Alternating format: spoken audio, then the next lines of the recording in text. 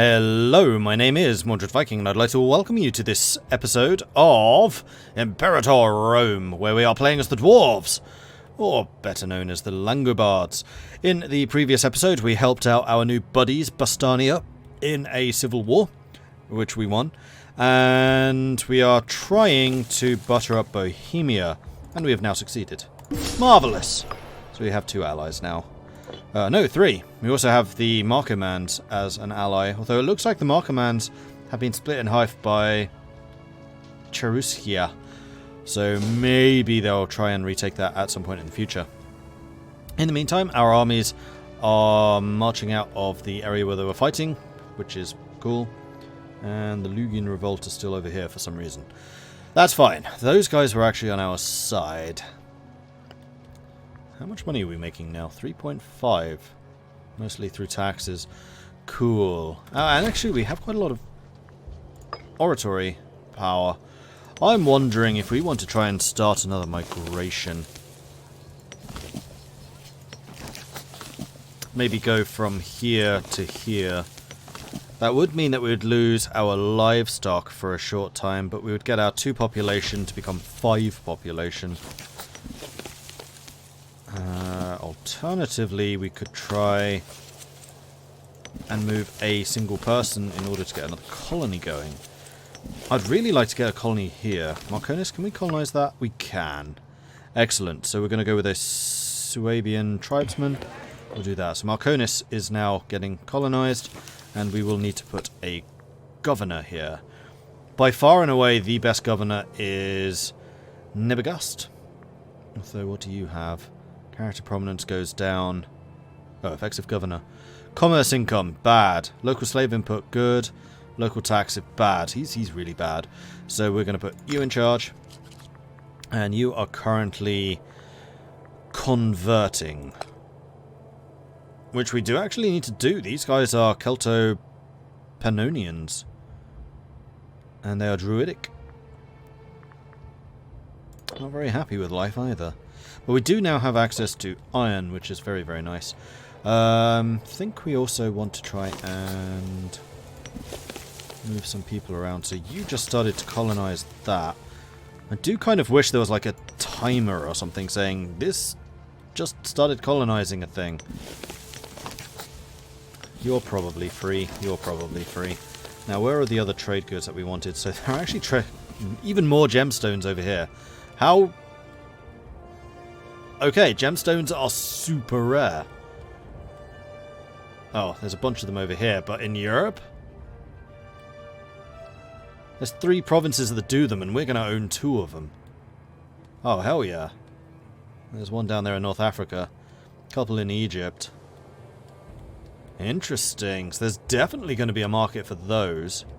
What do gems do again? Oh yeah, local tax plus 20%. Oh, go on then, if you insist. It is in a different region, but that's fine. This one, however, isn't. No, we want to try and get towards this gemstone, because if we can get that in the same province as Ibadura, with Ibadura doing the gold mines, then that would be amazing. So we kind of need to move populace into Matsukua, because we just used Ibadura. So do you have any population that can move? You do. So let's go ahead and move 2 Swabians to Matsukura. We'll need to wait for a little bit more civic power. A group of peasants led from Sidorus by High Priest Malogorus has asked for the support of a local religious festival. This would be a good opportunity to celebrate unity amongst our people and show how pious we are despite the notable costs it would bring upon our realm. If we do not follow with it, our authority on religious matters is sure to diminish, as High Priest Malogorus seems quite ardent in the matter. So we could lose a bunch of cash, but we would gain additional religious power. The High Priest gets some loyalty, which will actually bring him up to 84, and we get a gathering place, which will increase our monthly centralization. We could lose some money and gain a little bit of religious power. I think I'm going to do that, because I don't really want to pay too much. Cool. We still have that bad research ratio, because we don't have very many citizens as yet. Now, do you have any provincial loyalty issues? No, though yours is actually going down at the moment. So we'll need to keep an eye on that. Mostly, I think, because of the unhappiness of the population. Yeah, Moronis has a minus 0.3 because too many of these guys are unhappy. So, is there a way that we could boost their happiness? Well, we could certainly assimilate them. In fact, you know what? We're going to convert them. That should be fairly effective. Now, how's this looking? Still negative. Let's convert you and assimilate you. How about now? Less negative. A lot less negative. I think I'm good with that. And then your policy is you're trying to convert, which we've just finished doing, so you should totally be doing something else. It's going to cost us a little oratory power. We have some spare. And I think I'm going to go on to cultural assimilation instead. That's a little bit of tyranny, but we'd almost burnt all the previous tyranny off. Now, it does look like... which army is this? The Dagger clan is getting stronger. They're also really disloyal. We need to do something about this sooner rather than later.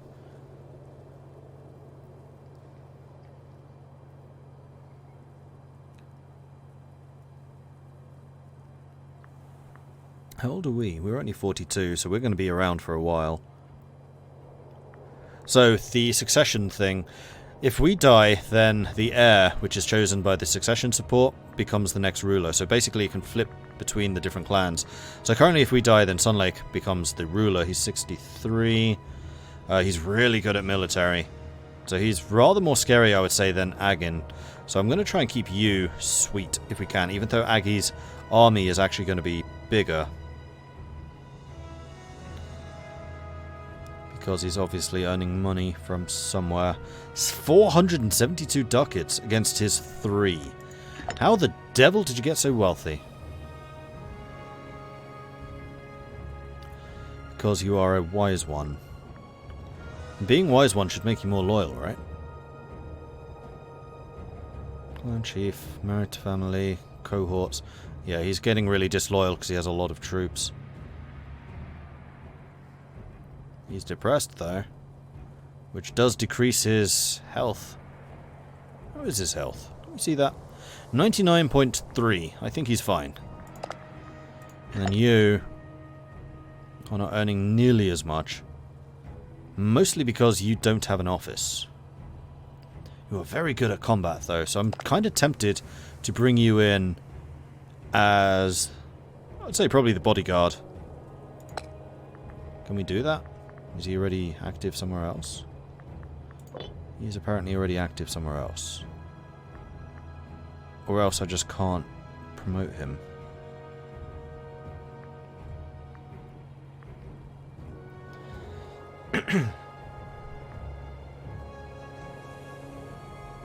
This guy's not a clan chief. Well, he is. But why is he not called a clan chief?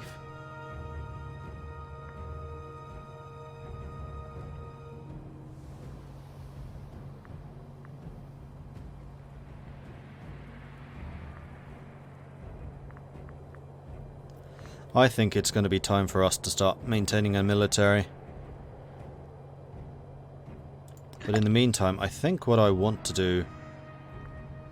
Hold Triumph. We pay military power and religious power. That increases his loyalty and increases his popularity. Bit of a two-edged sword giving him popularity now, which is cognomen. Not sure. We'll do it. I haven't done this before. Langobards held a glorious and extravagant triumph for Sunlake Segimandrus. We pay the cost.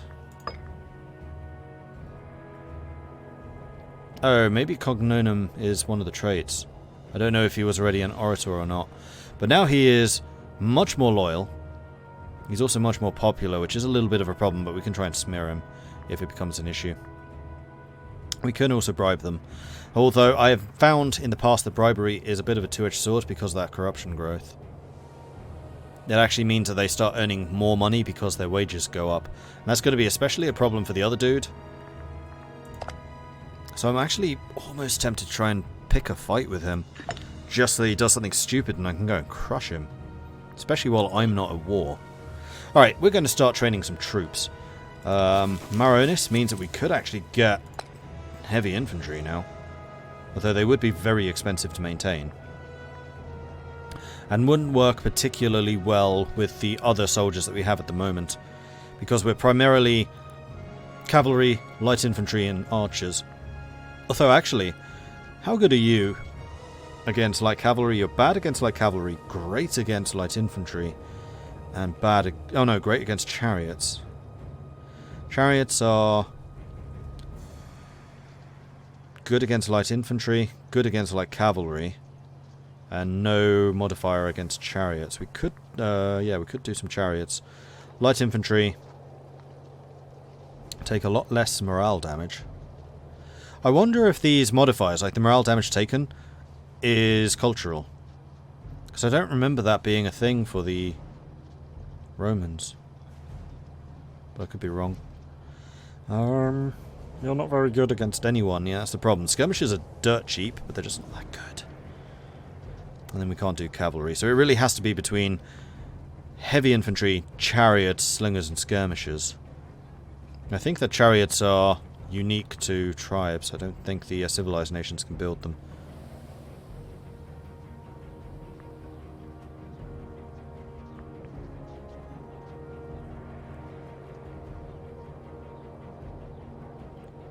The other problem with champions, of course, is their attrition weight.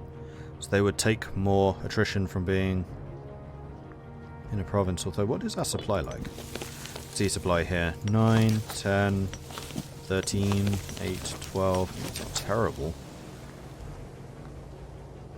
And now, can I actually build heavy infantry everywhere? No, it has to be in the regions where the iron is. So there are different recruitment modifiers. So it does depend where you build your armies. So like the places which have the unit experience would have to be built in certain places. Okay, let's build something. We need to decide what. Archers are quite cheap. Archers are the same price as light infantry. They do take longer.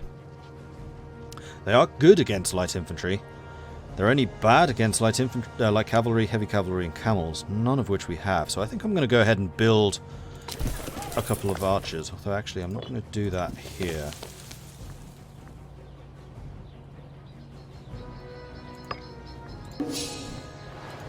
Let's build a champion there. And then 2 archers here. Cool. We should be able to afford that fairly easily. We could potentially build a second champion here in Marconis. I think I would like to have a standing army of about 5. Let's do one more. And then maybe another slinger? Maybe a chariot. Let's do a chariot. And then we will need to bring in a general for that. Oh, the other thing, which I totally forgot I could do, is in the economy tab you can change how much you're paying everything. So right now we're on regular army maintenance. We could drop that to save some money. We can also choose which commerce rules we have and all that stuff. So there's actually quite a lot of choice here. So if we reduce taxes, for example, it would decrease national unrest, but would also decrease the amount of money we make from taxes.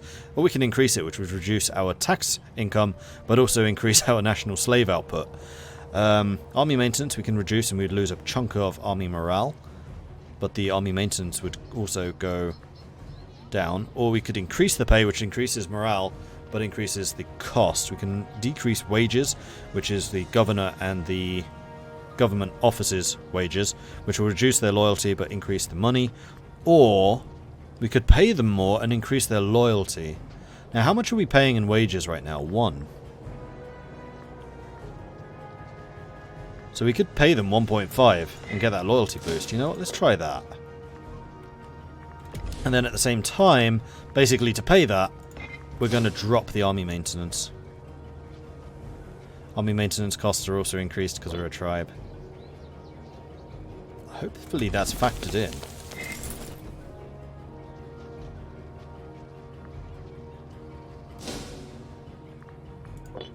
Hopefully.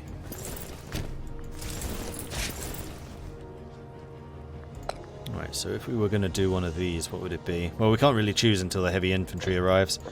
Then we'll need to decide what tactic we want to use. I'm pretty happy with this military. It does completely slash our income, though. And now if we do go to war and we have to start paying our units again, then it will get more expensive. Although, that being said, we can drop the wages, so we'll still be making money. It kind of balances out in the long term. Yeah, it's fine. We're good. It does mean that we'll have the opportunity to build less. We'll have less opportunities to build buildings, though.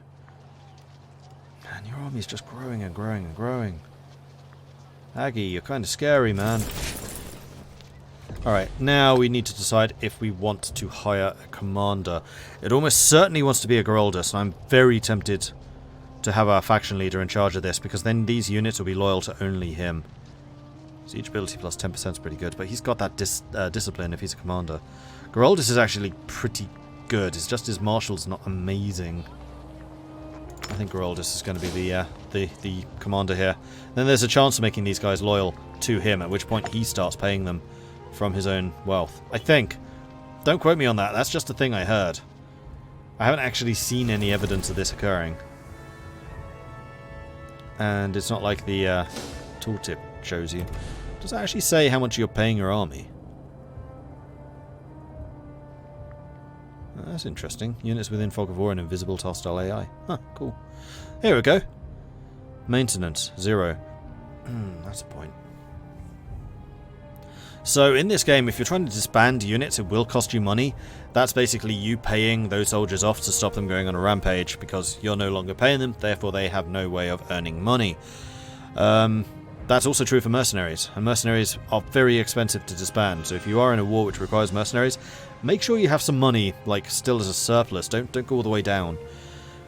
Now this is a problem, because if this guy dies of whatever, then these guys are actually inherited by us, and then we have to absorb that cost of dismissing them.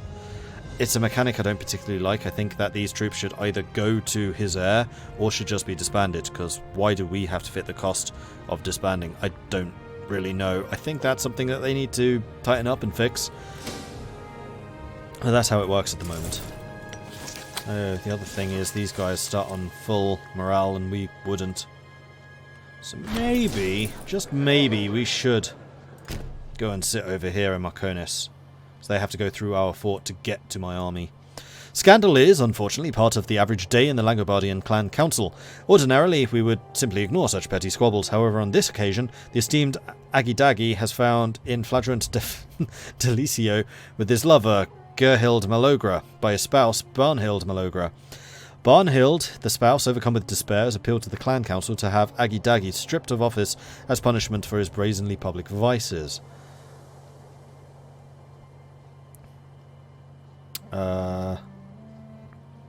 That's Gerhild.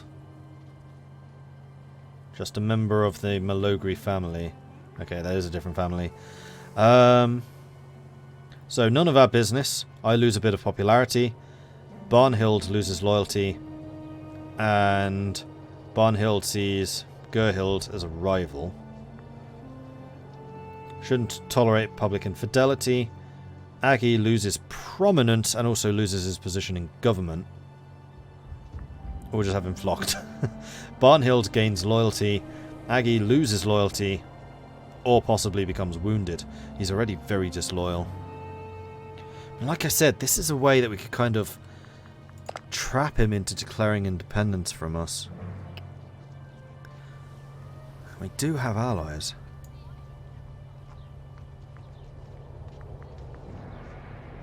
Flog him. So he's down to 27.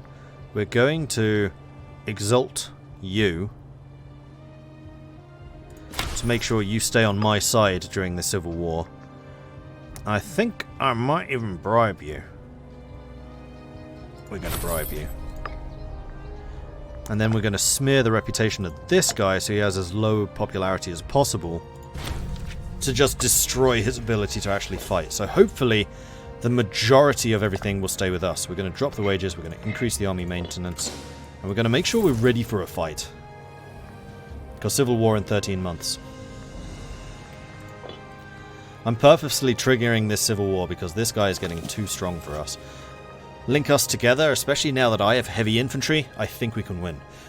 so long as we pick the fight well. And also this guy has a military skill of 0 compared to this guy's, what was it, 9 or something like that. Like, we have a pretty good chance, I would say. We have an invention. Professional sailors, no. Starting experience would actually have been useful before we trained our army. Never mind. We could get the national tax increase. That's not a bad idea. Diplo rep would also be good. I think I'm going to take the national tax increase, though. Make us a bit more money. Although some of that civic power I should also have spent on moving people. Yeah, we should have. Oh well. You got to keep some inventions coming in at least.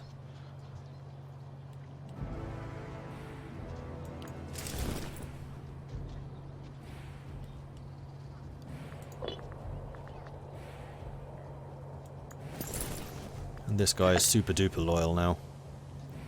79.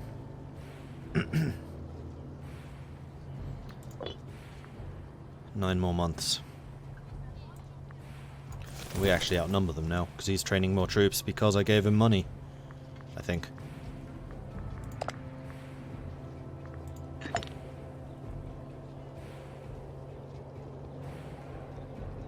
No, he just spent it.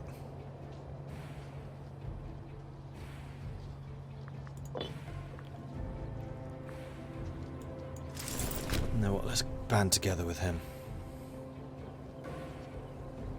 I think I've just finished all of my tea! No! Curses. Have to get a little bit more before the next recording. Alright, so we're going to have 12.2 thousand. Much better commander. Now we just need to make sure we pick the fight well. I'm not going to merge these two together, however, because I don't want him to start making my units loyal. My units need to be loyal to me. So there is a reason to walk around with split up armies. Like, you don't just want to have one mega doom stack, because that's concentrating way too much power in the hands of just one guy. Like, imagine if we had made this guy the commander of our entire army. There's a good chance he would have made, like, everyone loyal. Well, if we didn't have separate clans with different retinues. And imagine then having to fight this guy with 23,000 men, we have 0. I would consider that a loss. Right there.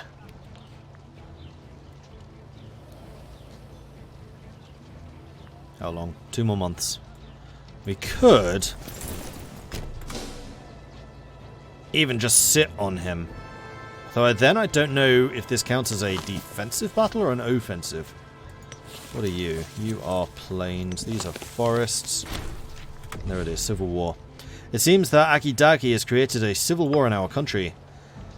And we are no longer getting resources. So he's only taken the one province. Everything else stayed loyal. Oh no, he's taken... Oh no, he's taken Moronis.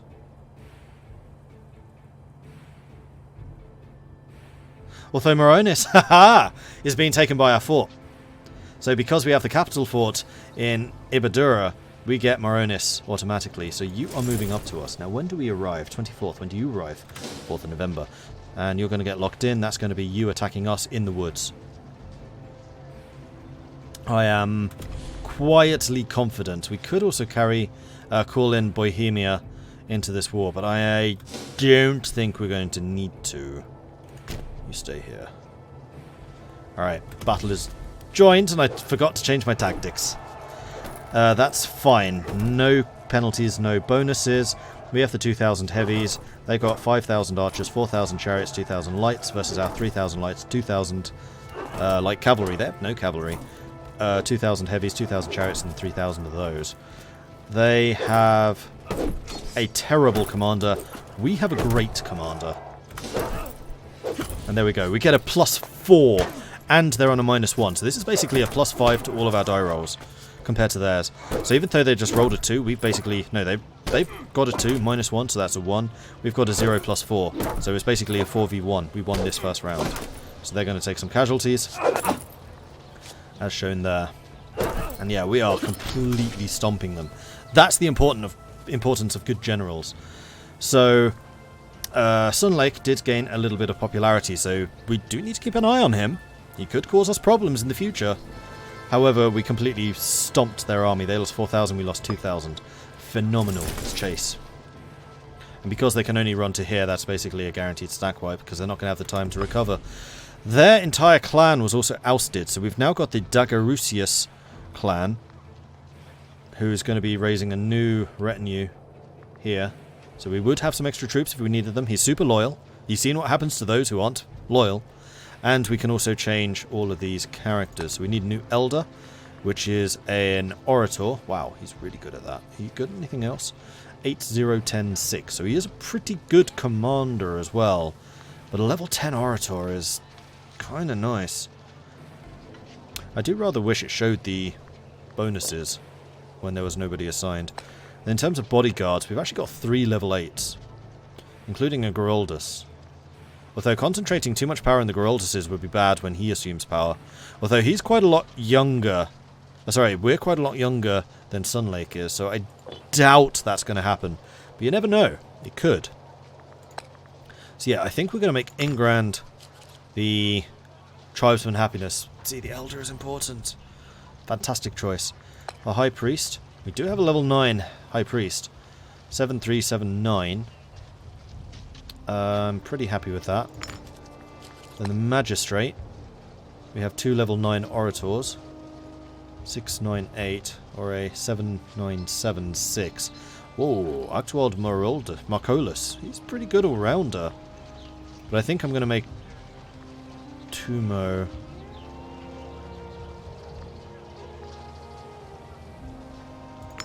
the Apothecary.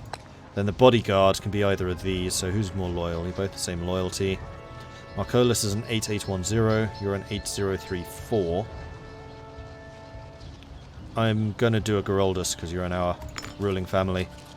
Okay, good. We will need to shift our imports and also change our governor, but I'm going to wait until we finish this war, then we'll worry about like that kind of admin. Several nights ago, Ingrand Geraldus was discovered helping himself to a sizable quantity of gold from the national treasury. This is clearly a serious crime, however there is something to be said for sweeping affairs like this under the carpet. So we did just lose 50 gold to my bodyguard, who we literally just promoted. So I gain popularity, which is important because we don't have a lot of popularity. He loses health, and he loses the money that we just stole. Oh. Or I lose popularity and I become friends with the bodyguard. No, I'm going to flog him. You sod. He'd steal money from me. Plus I want that popularity because it increases the happiness of everyone. Having a popular ruler is a good thing.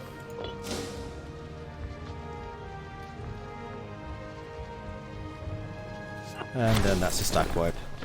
At long last, the brutal struggle for our nation has come to a close. The remains of the enemies once commanded by Aggie Daggy lie broken and demoralized, awaiting our judgment. Aggie himself has been cast into irons, where we decide how we should punish him and his co-conspirators for their transgressions against the people of Langobardia. So we can get 4,000 manpower, or we can just kill them all. All revolters are put to death, and our own characters gain 10 loyalty. It does mean we'll need to deal with some national unrest for 5 years, but at this point we're pretty much the undisputed leaders of our nation, so we're going to kill them all. And there we go, war's over. So we can now decrease what we're paying for our soldiers. I don't think we need to worry too much about paying high wages, because everyone is really loyal now. Okay, so let's move you back to Marconis, so that you're not suffering attrition. Let's move you to Matis, and then you can stay up there. Right, so we need to start importing goods again. That's going to be grain from our own province, Nubia. And then we need a new governor here in Maro. We do have an excellent governor, actually. Actuald. Local fort defense goes up. Citizen output down. Unrest down. That's good. Commerce income up. Fort defense. No, I think we're going to go with Sigaram. No. Marcolus. Like, there's no real reason not to. He's only 19. That's pretty good. Population output and then happiness up. I don't really want you doing that. I want you doing cultural assimilation, because I am going to be investing more and more into... Okay, maybe that was a mistake. Everyone here is a Swabian already. Yeah, and it's going to take a while before we can get anywhere else. Beckham is one citizen on his own? Really? Yeah, okay, so I chose the wrong thing there. That was a waste of resources. I thought it's not actually going to cost me anything to change again. Yes, it is. 55 oratory. That was my bad. That was entirely my bad. We could encourage trade. No, I think we're going to do acquisition of wealth. Although we're not earning a huge amount of taxes from here because of the huge amount of unrest.